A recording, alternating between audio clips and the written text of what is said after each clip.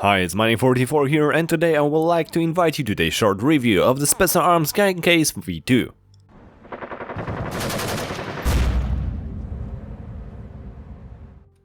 The case was provided for review by Gunfire.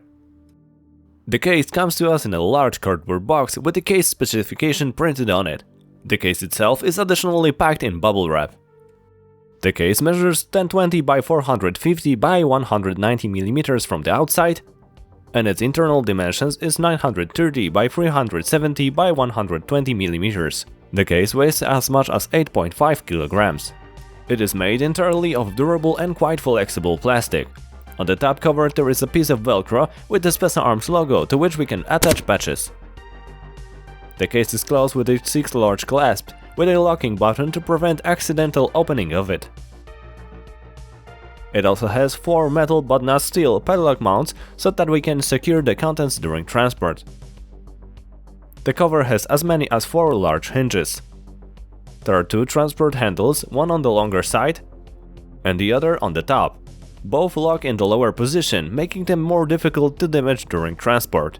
The case also has 2 large plastic wheels, useful for transport, and even a small valve that equalizes the pressure in the case, useful if we want to take the case on the plane.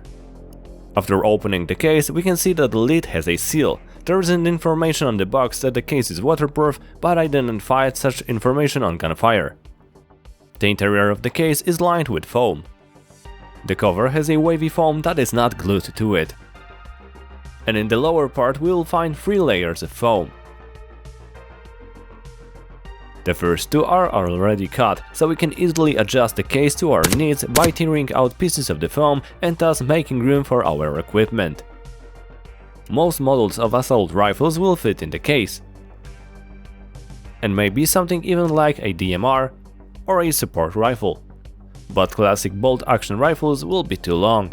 Comparing it to the first Specna case, which was withdrawn when this one entered the market, the new case is 40 mm shorter, but 50 mm wider and 40 mm thicker. Their external design is very different, so in this aspect it's up to taste, but it seems to me that the new design is still modern but more subdued.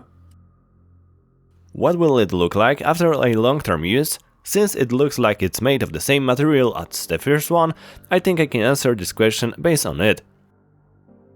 The plastic is quite soft, and even though I have used the case several times, there are clearly visible scratches on its surface. The advantages of the softness of the plastic is that even though I drop it several times, nothing broke. When it comes to the foam lining inside, the system is nice because it can be easily set up for any replica that will fit and its accessories, but after a long time of use, the loose foam simply separated in various places, and when we take the replica out of it, it wobbles around very much. But it still does its job, it just looks bad. To avoid this, I recommend leaving at least 2 widths of foam if possible. Since I have the first version for some time, I can also comment on the general use of cases. The undeniable advantage of the solution is the safety of the transported equipment, but it's not comfort. The case is large, heavy and does not fit in every trunk, but the new version should be easier because it's shorter. However, it takes a lot of space, so when we go to a game with several people, it can make it much more difficult to pack into one car. The advantage is definitely the fact that you can put it on a roof rack if you have one. So for who this product is for? Certainly for someone who has a very expensive equipment that they want to protect during transport. For someone who goes to very large games where the player's equipment is often transported to bases in trucks. And for someone who plans to travel with the equipment abroad, even by plane. For other players, I will recommend soft cases, of which Specna offers several models. That's all for today. Let me know what you think about the case from this episode, and if you already use it, how it works for you. And for now, thanks for watching and see you next time.